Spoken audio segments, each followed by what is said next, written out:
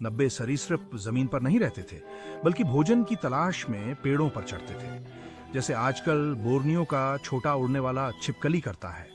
यह अब पेड़ से पेड़ तक फिसलता है।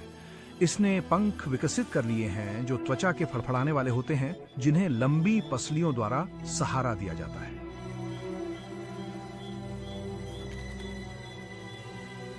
यदि उस शुरुआती साहसी सरीसृप के पंखदार तराजू थे और उसकी बाहों पर विशेष रूप से लंबे थे, तो वे भी उसे पेड़ से पेड़ तक फिसलने में सक्षम बनाते। और शायद उसकी बाहों की मांसपेशियां इतनी मजबूत थीं कि उसे अपने रास्ते में मदद करने के लिए कुछ फड़फड़ाने की अनुमति दे सकें। आर्कियोप्टेरिक्स निश्चित रूप से चढ़ाई के लिए अच्छी तरह से सुसज्जित था, क्योंकि इसके पंखों में अभी भी 3 उंगलियां थीं, जिनके अंत में एक हुकदार पंजा था जो टहनियों पर चिपकने के लिए आदर्श था।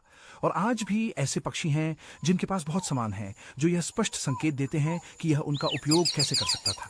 ये युवा होएट्जिन हैं, जो दक्षिण अमेरिकी दलदल में अपने घोंसले पर बैठे हैं, अभी भी उनके माता पिता द्वारा संरक्षित। एक होएट्जिन चूजा साहसी स्वभाव का होता है और केवल कुछ दिन का होते ही इधर उधर चढ़ने लगता है।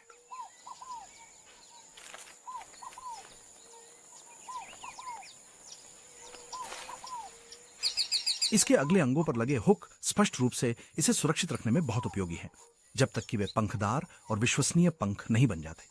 कोई कल्पना कर सकता है कि आर्कियोप्टेरिक्स ने उन्हें लगभग उसी तरह और लगभग उसी कारण से इस्तेमाल किया होगा।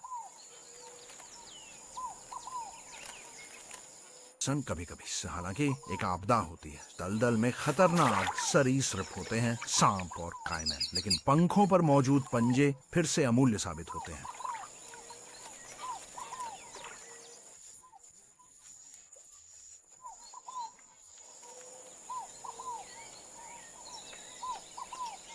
माँ वापस आ गई है।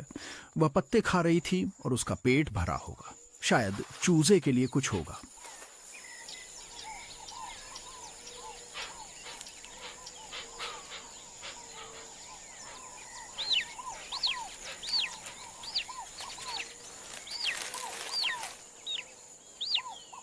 बेशक होएट्जिन सभी आधुनिक पक्षियों की तरह आर्कियोप्टेरिक्स की तरह दांतों वाले हड्डी के जबड़े नहीं होते, बल्कि एक हल्की चोंच होती है।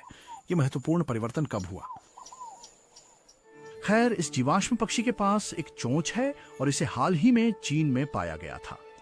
यह आर्कियोप्टेरिक्स से केवल थोड़ा ही छोटा है, इसलिए ऐसा लगता है कि यह परिवर्तन बहुत जल्दी हुआ और इससे उड़ान अधिक कुशल हो गई होगी, क्योंकि इससे पक्षी का आगे का हिस्सा भारी नहीं हुआ और इसके कुल वजन में काफी कमी आई। 50 मिलियन वर्ष पहले पक्षियों का साम्राज्य दृढ़ता से स्थापित हो चुका था। उस समय मध्य जर्मनी में यहां एक बड़ी झील थी। यह बहुत पहले सूख चुकी है और इसकी तलहटी की मिट्टी की परतें शेल में बदल गई हैं। यहां चल रही खुदाई जैसी खुदाइयों ने यह उजागर किया है कि पक्षी कितने विविध हो गए थे। इसे पीले रेजिन में सेट किया गया है ताकि इसके विवरण स्पष्ट रूप से दिखाई दें। इसके पास एक सींगदार चोंच थी, पूरी तरह से पंखों वाला पंख, बिना हड्डी के सहारे वाली लंबी पंखों वाली पूंछ और लंबे पैर थे। ये शायद एक रेल जैसा दिखता था। इन शेल से प्राप्त अन्य जीवाश्म दिखाते हैं कि आधुनिक पक्षियों के कई परिवार पहले से ही स्थापित हो चुके थे। यह एक जल पक्षी था, संभवतः आज के जखाना का पूर्वज। यह निश्चित रूप से झील पर तैरते पत्तों के बीच बहुत सारे कीड़े पाता। उनमें से कुछ पक्षियों की चोंच शक्तिशाली छेनी जैसी थी। शायद वे कठफोड़वा थे, जिन्होंने इस प्रारंभिक काल में ही आसपास के जंगल के पेड़ों से कीड़े निकालना शुरू कर दिया था। उन प्रागैतिहासिक जंगलों का एक और निवासी था जिसकी चोंच छोटी और अधिक सर्व उद्देशीय थी, जैसे आजकल की फिंच की होती है। लंबी शक्तिशाली टांगों वाले ऊंचे पक्षी थे जो शायद जमीन पर छोटे सरीसृपों का शिकार करते थे, जैसे दक्षिण अमेरिकी सोलियामा करता है। और वहां एक गिग